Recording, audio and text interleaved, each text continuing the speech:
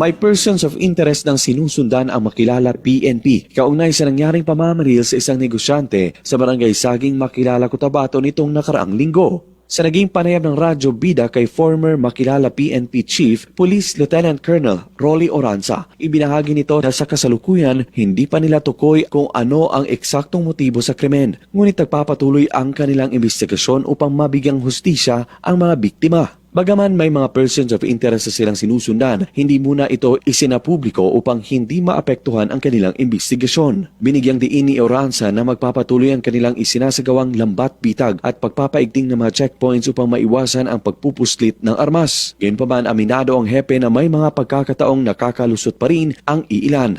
Matatandaan na nitong Huwebes, pasado alas 8 ng gabi, nagkaroon ng strafing incident sa harap ng tindahan ng negosyanteng si Antonio Langido na siyang pangunahing target ng mga suspect na nagtamo ng mahigit 20 tama ng bala sa iba't ibang parte ng katawan na naging dahilan ng kanyang agarang kamatayan. Samantala, nadamay naman sa pamamaril ang live-in partner ni Antonio at kapitbahay nitong si Christine, na pawang residente ng nasabing barangay na kasalukuyang nagpapagaling.